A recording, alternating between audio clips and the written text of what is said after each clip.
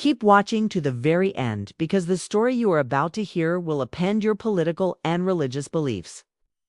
And the last twist will alter your view of the entire debate.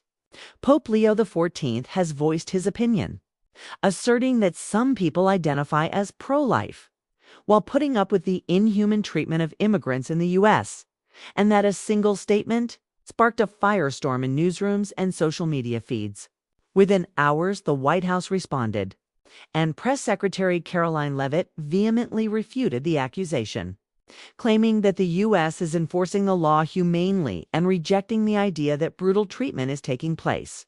This is what really happened and why it matters.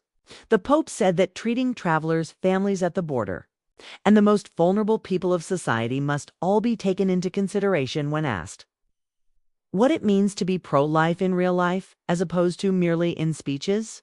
His remarks echoed like a bell in a quiet room, and everyone heard them. The response from the Washington podium came right after.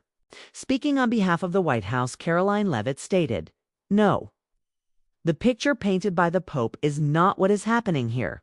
She made the case that the government is adhering to the law and doing so carefully, and that strong borders and humane treatment can coexist.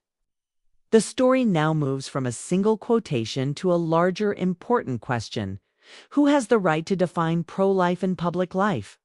The Pope has a wide-ranging viewpoint. He believes that life is valuable from conception to death, which suggests that we should be cautious when discussing immigration, how we treat inmates, and the death penalty.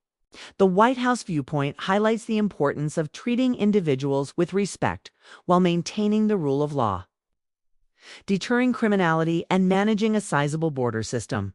Now, let's make the stakes clear. This argument is more than theoretical for millions of people. Local communities are trying to maintain services. Border Patrol officials are working hard. Families are standing in line, and children are staying in shelters.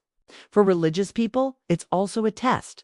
When we witness a stranger in need of help, do we behave in line with our beliefs about life? Supporters of the administration are also put to the test. Can a country uphold its reputation for generosity while securing its borders? Because it hits on identity rather than just politics. This moment is especially powerful.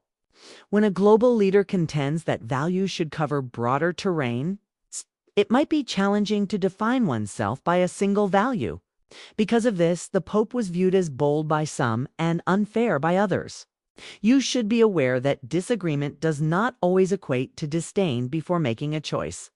We can think that both people and laws are important at the same time. We may expect order at the border while also asking for more consideration and gentler language.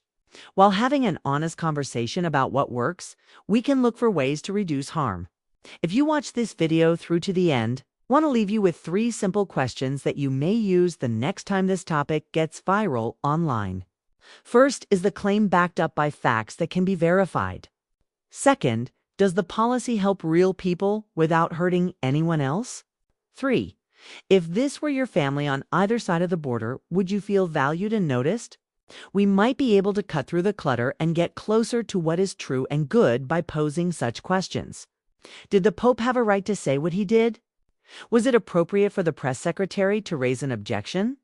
Please be considerate when sharing your opinions in the comments section, as real people are affected by our typing.